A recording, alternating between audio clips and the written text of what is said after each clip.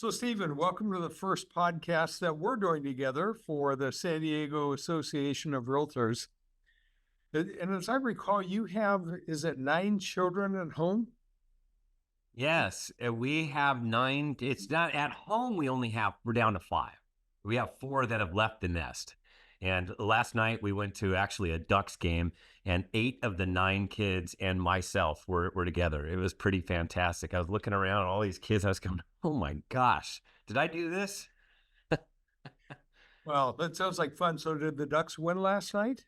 No, they're such a young team, and I've already seen them hoist the Stanley Cup back in 2007. So I got to celebrate and experience something fantastic. But the kids haven't really been able to experience that. So the older ones, yes, they've seen a bit, but they were young when it all happened. So they need to get back to the playoffs. They're having problems doing that.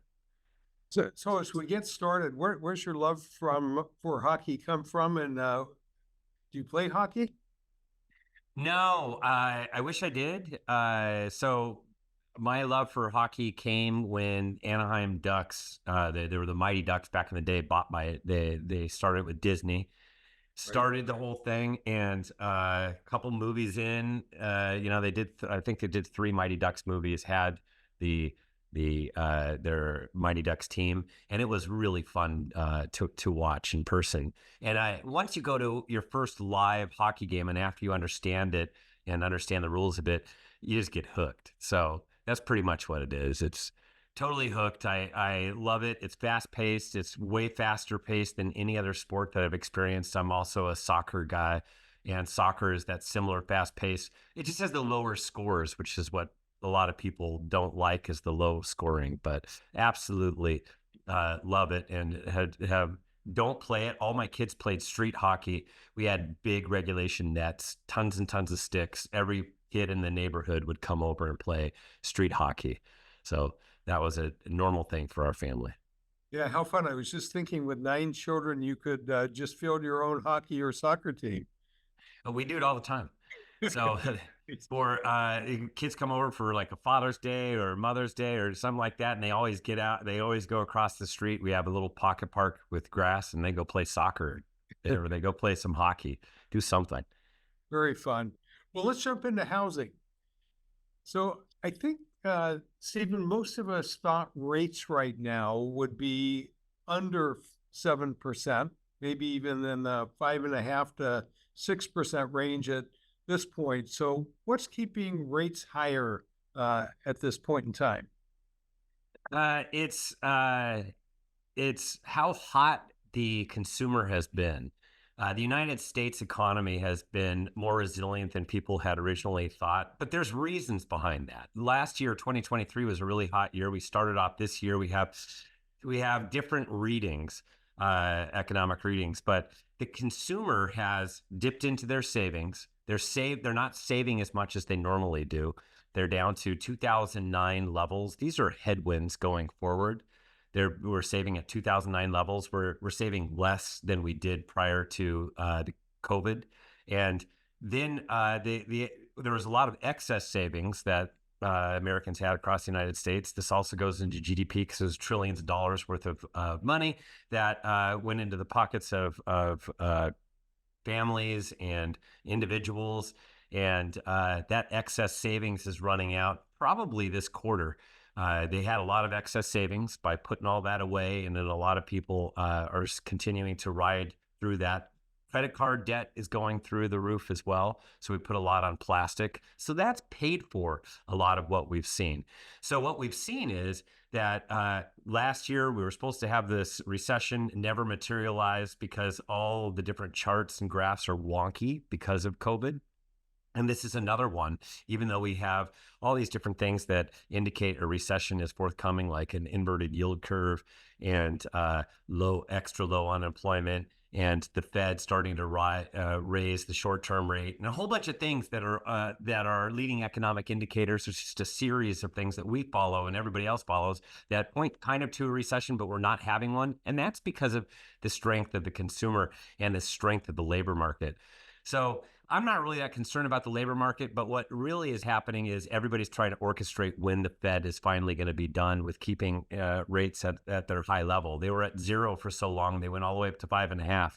What is talked about is where the long term, where the short term rate should be, what the federal funds rate is, and the thinking is it's about 3.25, 3.5, and they're at 5.5 right now, which means they're 2 full basis points, 2 percentage points higher than where they should be. And that should start to come down once they've met their objectives. One of the objectives is inflation.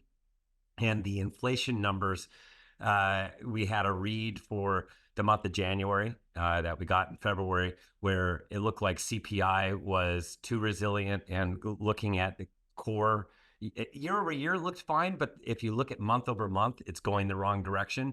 And the reason for that was because consumer price index is just this basket of goods, and one of the goods that they follow on there, of course, is shelter, and that's included in core. They always talk about core because they don't like the volatility of food and fuel, so they pull out those volatile stats and areas of the economy, and then they look at core, and in that is shelter. And the problem with their shelter is they're really looking at rents. And I've heard a lot of people say, yeah, but prices have been really resilient and they have gone up a little bit. It's not residential resale that they're tracking; it's rents. It's the average.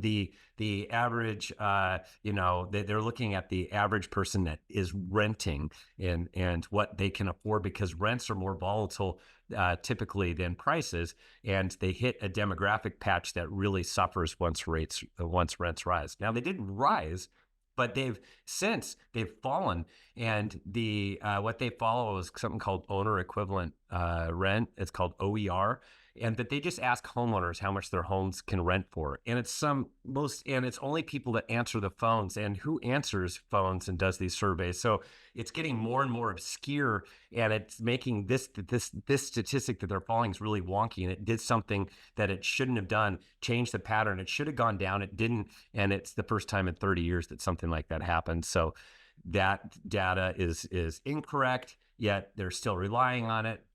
And when that data came out, interest rates popped, and that's where since then interest rates have remained above 7%. And there's also jobs. The number of jobs created in January is hotter than they want. It's all of this. I don't remember a time where we were so volatile with rates, but rates are higher because all of the most recent data points point to a healthy, strong United States economy that has not slowed yet. Now, I gave you those headwinds earlier. Those are to come. What we've always talked about is it's most likely we're gonna start to see that in spring. We're still in winter. Spring isn't until the second half of March, which we're knocking on the door of March. So second half of March through the second half of June, that's spring. We give it about a 50% chance that it happens either spring or summer. And summer is, June all the way to the end of August, which means that at that point, we could get a slowdown. When it slows, the economic readings will show that the Fed's already done their job in bringing inflation down, other than that wonky thing on shelter. Overarching, they know that they're too restrictive and they need to come down. And but they're waiting for it to be totally baked in all the numbers, which is very hindsight thinking. They're really navigating in the rearview mirror rather than projecting where they think things are going to go forward. So they're going to be behind the 8 ball, just like they were prior to. They should have raised rates earlier. They waited too long, about 6 to 9 months too long. And this time it looks like they're going to wait too long and keep rates higher. And at the point where they're going to cause pain in the economy. Once that does happen, once the economy slows, that's where rates will drop. The first time it drops will be between 6 and 6.5%. And then as the economy slows, what we're thinking later on this year, then we dip below 6%. Okay, great. Thank you for that explanation. So obviously what we know is for the consumer, the home buyer, once rates get down to that 6.5% and especially 6%, that creates a lot of comfort, and we'll see the real estate market and buyers being maybe more willing to come into the market, not being as shocked by their payments with rates. It sounds like we've got some lagging indicators that we're waiting for the Fed to catch up with. So they can start the process for us. Not unusual for them to be late to the game, as you said. So with that, I think you kind of projected when rates are going to come down. If you look forward into later this year, where do you think they might sell third or fourth quarter? Yeah, so as we've all learned, 7% is this threshold that it causes too much pain, and we actually do fewer pending sales when there's just it's a psychological barrier. There's two out there right now. It's 7 and it's 6. Once we get under 6, totally different ball game for real estate, as we can all imagine, because we had last year in October an 8 handle. So now that when we got to the 6 handle at the end of December and the start of January, that felt good. People liked the fact that we had a 6 handle. We were celebrating. It was hard to believe that we were celebrating that, but that's because that meant a lot more buyers could enter into the marketplace because they can now afford. And it's a psychological barrier, like I said. I imagine, like I said, as soon as we see that shift, so third quarter is where we should see that shift happen, where we get that range between 6 and 6.5%. So until then, we're going to start to see some numbers that will bring interest rates down underneath of 7, and then we'll go from 6.5 to 7. And I can imagine that that's going to happen sometimes for sure during the spring. And then as things slow down a little bit more, then during between the end of the third quarter to the fourth quarter, we'll look at interest rates starting to get underneath of 6%. So that's about where we see it occurring. Perfect. So that conversation leads in right to the next one that I thought we might go to together, Stephen, and that's when you hear the chatter, especially from buyers thinking about or hearing about a slowdown, an imminent recession. You know, the first thing that a buyer thinks of is the real estate market's going to crash because they remember the crash of 2007 and 2008. And so how would you respond to buyers who are waiting for the real estate market to crash and they're waiting to buy right now because they think that's going to happen in sometime this year? Yeah, so even given COVID, 2 out of the last 6 recessions actually resulted in values going down. So the big difference between right around the Great Recession, even prior, the big difference between then and now is that back then we had a glut of homes come available. We started to see it start to climb in 2005, the inventory. And this is across the United States. It made its way all the way up to 4 million homes in 2007, 2008, 2009. Today, NAR just released the inventory, and this is going back to 1983. You should see these numbers. And NAR, when they give you the numbers, but when you actually plot it, it looks daunting. It was a glut of homes prior to the Great Recession and during the Great Recession. And what we're dealing with right now is an unprecedented, chronically low number of homes available. We're at 1,030,000 homes across the United States. That is far too few number of homes that available. So if you want that crash, which I understand millennials and Gen Z, there's more than 50% actually are rooting for a crash. That's not what's in the card. What they should be rooting for is a crash in rates, going from 8, where it was at 8 to get underneath of 6 and into the 5s. And then down the road, as the Fed gets back down to their long-term where they should be with rates, and we're at 3.5. Now we can enjoy rates probably closer to upper 4s. And you can imagine that's a much different area to be at than where we're dealing with right now in the 7s, and made our way all the way up to 8 in October. So the biggest thing that's missing, it's supply and demand. And quite frankly, we don't see interest rates going up much higher than this. The Fed didn't even like when we had 8% rates because the 10-year treasury was too high. Financing our debt was too much.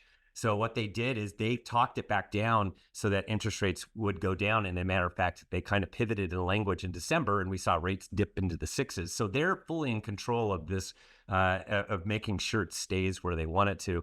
So we're not going to get much higher rates. So what's going to happen is rates will fall.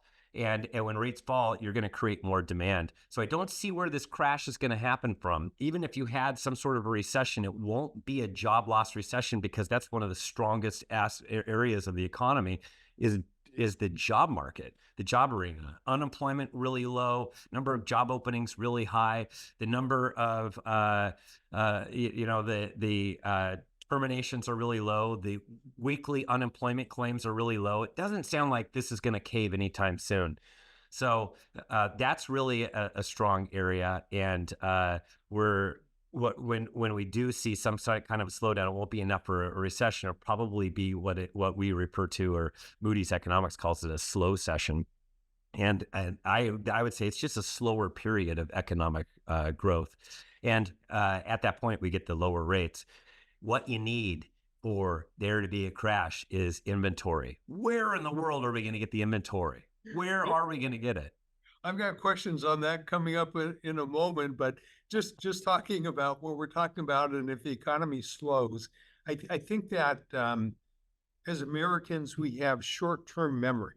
And by that, I mean that when there's a really bad cycle like we went through with the Great Recession, that's where our short-term memory goes when we think today about what's a normal recession cycle in the economy. And so the question I'd love to ask you as an economist is, how often do those crashes in the market happen? If you look at the last 40, 50 years, right? How long do those real deep housing crashes like we experienced in 07 and 8 happen? Is that part of the normal cycle? No, that's the Great Depression and the Great Recession were the two giant areas of the economy where we saw values plunge. Now, values can go down like they did in the 90s with the savings and loans scandals and all that stuff, but we didn't get values that came down so much, as opposed to we had regular inflation and values went south a little bit, and they had a harder time starting to go up, so that the peak, it took a while to get to where they peaked out prior to that recession to where values were higher given inflation. And we're kind of dealing with that right now. So we peaked in 2022, inflation kept on going. So for some areas, it hasn't come up enough to cover inflation. So values are deteriorating a little bit if you look at it from how far money goes. But as far as the real value of things, we're seeing that values are actually up from their peaks of 2022. So I just don't see any kind of real big drop in value, because the only way to get that is, like I said, we have to have way too much of something, inventory. And I put it in this perspective. I did this because I was speaking at my kids' middle school, and I put it under to properly for it to make sense to people. It's kind of like Girl Scout cookies. If you're a Girl Scout parent and you have a Girl Scout and you have to go get cookies, you have to go buy the boxes first and then sell them. So let's say you bought 200 boxes, and your daughter doesn't get out there and knock on enough doors early enough, and there was another Girl Scout on the street that totally nailed the street and all the streets. Now you're stuck with a whole bunch of boxes, and it's getting towards the end of Girl Scout season. You already paid for those boxes. You have to reimburse yourself. So you might just take a little bit of a loss and say, you know what, I'm selling them at $3 a box versus $5 because you have 200 boxes of Girl Scout cookies. So you want to recoup some of your the money that you put out there. So that's where you have a glut of inventory. Now, the flip side of that is, let's say that nobody has Thin Mints and you're down to 2 Thin Mints and everybody on your street wants Thin Mints. You could pretty much probably have an auction and sell that box of Thin Mints for $20 a piece. So that's the chronically low supply. And that's kind of what we're dealing with right now. We have a chronically low supply of Thin Mints homes. And I don't see how we're going to grow enough. We can't even get to the levels of prior to COVID when things were normal. Can you imagine going from 1 million to 2 million? That's about where things are normal. We got to get to 4 million for there to be a crash. Not going to happen. Yeah, so I think that's a great next conversation about inventory. It wasn't only low nationally, it's certainly low in San Diego County. how do we get to, and how do we get to normal inventory in the market? And when do you see that ever normalizing? We've been at such a low supply for so long. What's it going to take to get us there? Well, in San Diego County, San Diego County does it like no other county, and San Diego County places the fewest number of homes on the market compared to the numbers that used to come on prior to COVID. Something has happened. This Everybody's refinanced. They're saying, "I'm just staying put." That's kind of what's gone on with inventory. Uh, the homeowners are not placing their homes on the market because they've locked in at such low rates, because it is like 87% of all Californians have an interest rate of 5% or lower, and that's through the third quarter of 2023. That is taken from the National Mortgage Database. So there's a lot of people that have really low rates. The only way for that to change is we need rates to drop and bridge that gap. Because if we're at 7% and people have these threes and fours and some even twos, you're looking at a ton of people that are just going, I'm going to wait. I'm not going to do anything right now. It just doesn't make economic sense for my family to do things because of the fact that rates are so high and my underlying rate's so low.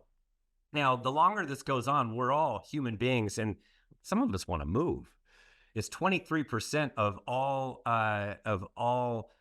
homeowners want to move within the next 3 years, but it really depends upon rates. That number has grown because there's a lot of people that would have moved that aren't moving because of how low rates were before, and also because of how high rates are right now. They're not participating.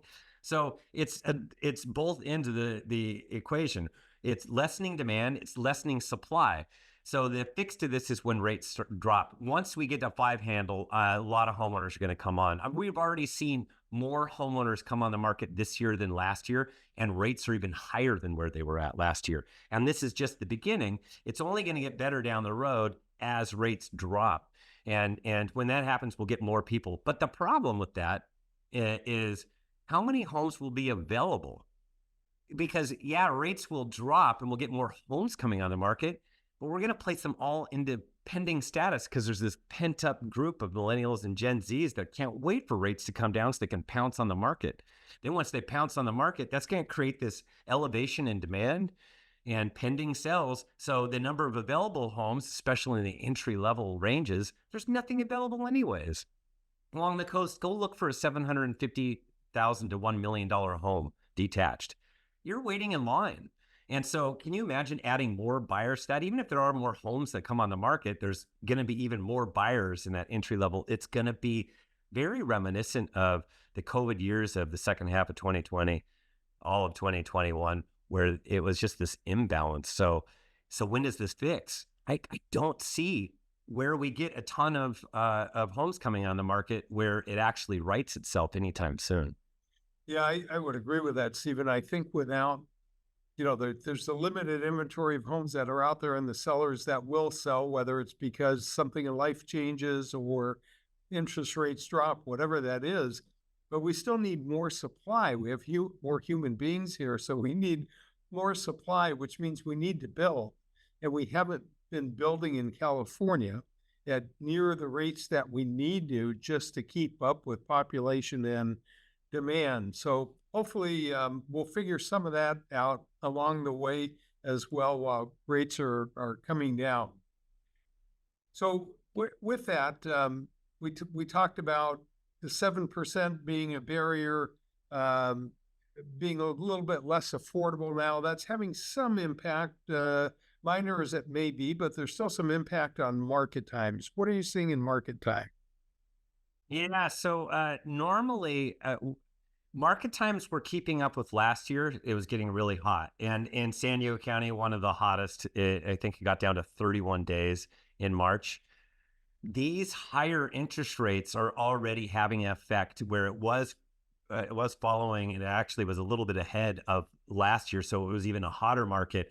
But as interest rates continue to go up, we watched the market time start to not increase, but it didn't drop as sharply as it normally does, because during the wintertime, we have we have more homes coming on the market, but we actually have even more demand than that outpaces the number of homes coming on the market. So it always heats up, which is why always around Super Bowl, everybody says it's Super Bowl. This is the best time to come on the market. It really has been. And it's actually closer towards Valentine's Day, or even March 1st is when it's the absolute epitome, best time as far as the market speed is concerned.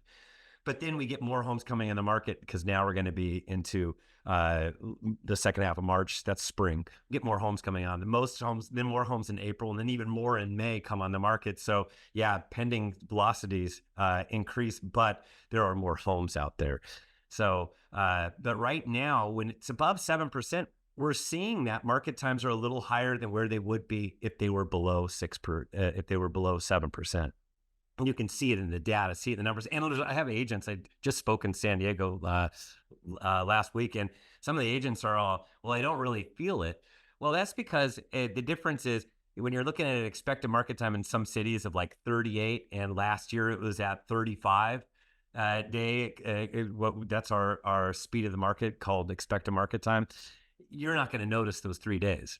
I noticed the 3 days because it's different than it was last year. There's a fewer pending sales and a few more homes on the market. That's the difference year over year. Yeah, So you're looking at the stats. And yes. you're seeing it, right? Where we might not be feeling it. But, the funny part of that conversation is if we look back at COVID and we were talking about 31 days now, although that might be a very short market time, we think about home selling in hours, home selling in days. Those are price rate coming out of the gate and out of the MLS. And so then you think, wow, 31 days, that sounds like a lot. But I'm not sure we have perspective anymore on what is a normal market time in a normal market. Hey, could you just shed a little bit of light on that? Yeah, part of the problem is this is the absorption of all homes on the market. We have homes on the market that a lot of them are out of bounds either in price because of a few different things. Location, backs up to a busy street or fronts a busy street, or has, inferior, there's other inferior parts of location. There is condition of the property. You can see some of these property have a lot of deferred maintenance, or they're not willing to do what it takes to make it look really nice so that the home sits longer. And then you might have a neighborhood, for some reason, this neighborhood is slower than others. You take the aggregate total of those, and there are a whole bunch of homes that actually stay on the market for longer, regardless of the market. And there are a lot of people that do the right things. They get their house prepared. They listen to the expert. They take care of different things. They get it to the property staged. They take all the expert advice. They do all that, and it has all the necessary amenities, and it sells within days. And then you can do that in any kind of a market. You could do it as long as it's priced right as well. So you're looking at all the pivotal pieces of the equation. So we do have a lot of instantaneous success.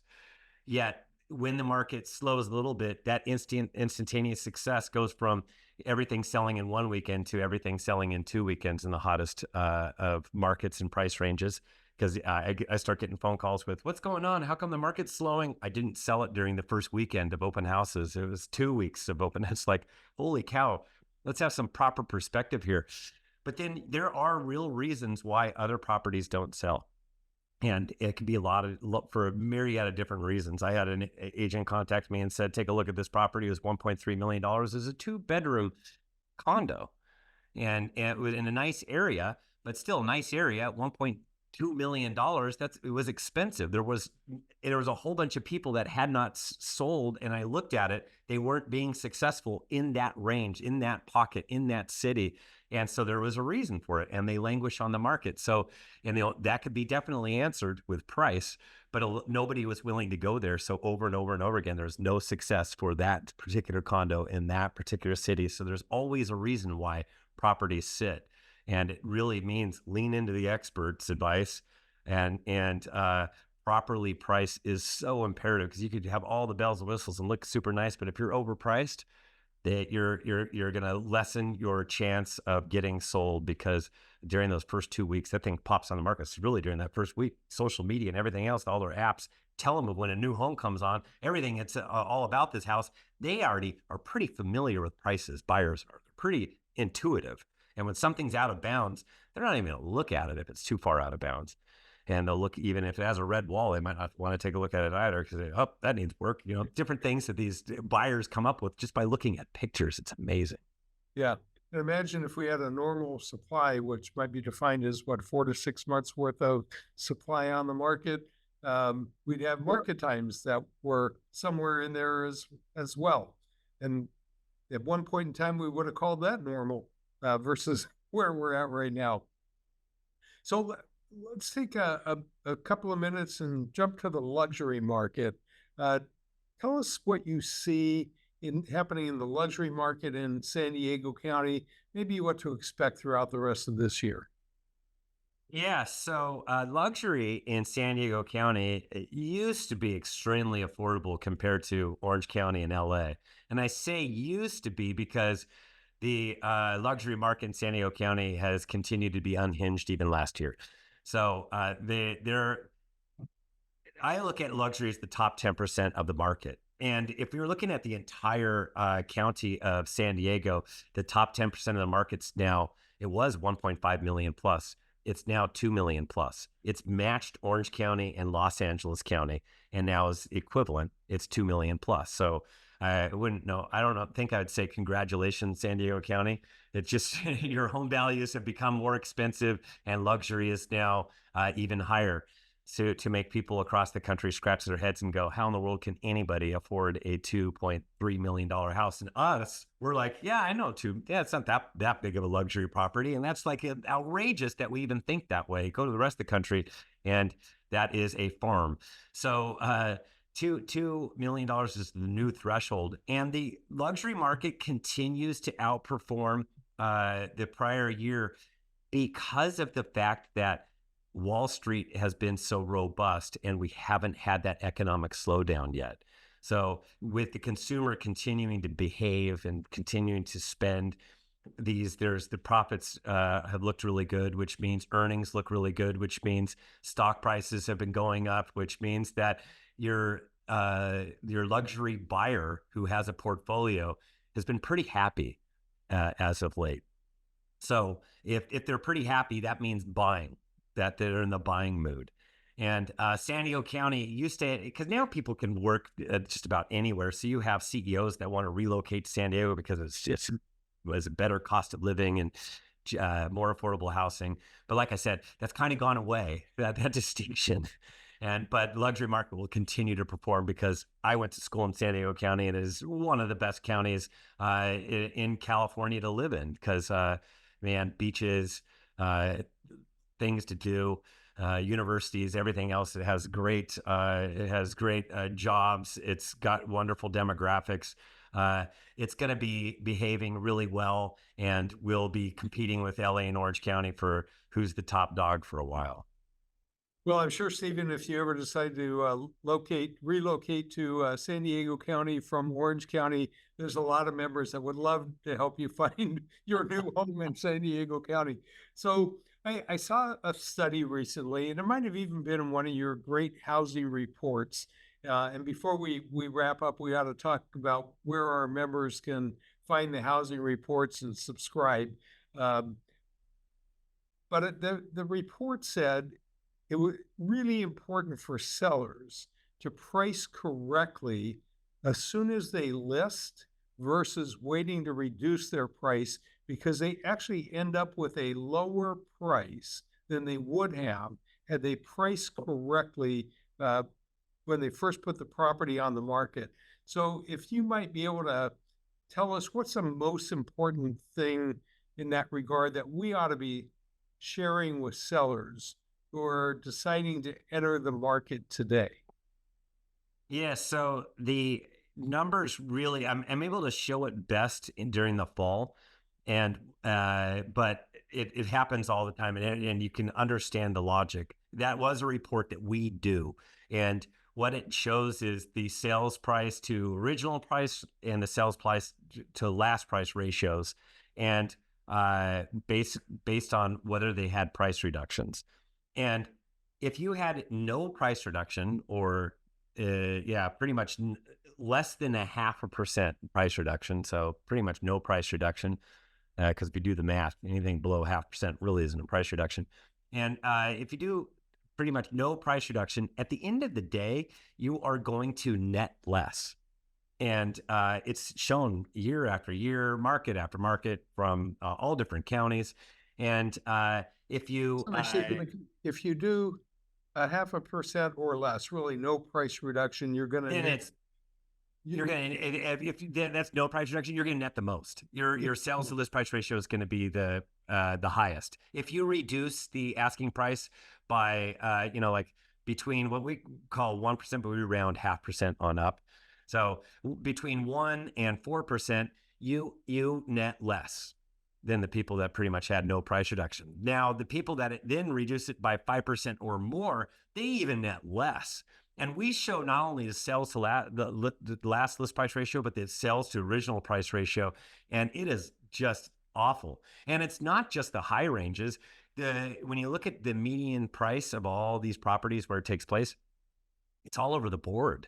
It's it's not all, it's pretty consistent where it's pretty close to medians, and the price is pretty much the same. So it's not high end, and it's not the low end that always gets the highest sales to last price ratio. It's the people that are really priced right that have quick success. They ultimately end up selling for more. So it really begs the question of then why overprice? Because if you do overprice, you're theoretically throwing cash out because your net commission, not net commission, your net your Proceeds. yes, proceeds. Thank you. Little loss went into a coal sack. The net proceeds check that homeowners get is going to be less when you have to reduce it. And you can understand really quick the logic behind that is once a home comes on the market, everybody, once again, has their app where they follow every single home that comes on the market. And these homes that come on the market, they know what the prices look like. When they're out of bounds, overpriced, they won't even go see it. Now, when they start reducing the asking price, these apps will tell you by how much it reduced. And so if it's a tiny little amount, they're still not going to go see it. And if they keep on doing tiny amounts, which some people do, they go down 100 or they go down 500 or they go down 1,000, up 1,000. They show that history, and a lot of consumers don't even want to deal with those people because it looks like they're just playing games, that they're not really, they should have come down quite a bit to begin with. But even when they do finally come down, it doesn't create the same wonderful buzz that it does when it's brand new on the market. Brand new on the market's when everybody's going, there's a new kid on the block. They want to see what that new kid is. When it reduces it, it no longer looks like a new kid. They've already seen all the pictures. They've already analyzed it. They decided why they weren't going to see it. So their chances of going to see it actually diminish. So you still don't get as many people through, which is all about getting more bang for the buck, because the more people that are exposed, the more offers that you receive initially, the higher the sales price, because now you have buyers that are bidding against each other. And they're missing that opportunity by having to reduce the asking price. So my thing is, we spend a long time with our clients arriving at the proper price so that we avoid having to reduce. That doesn't mean we're going to be perfect, because the market will respond the way a market responds. As if interest rates, bump up higher, then things slow down a little bit. So you have to pivot to all that stuff. But it really behooves us to spend as much time as possible arriving at the price. Yeah.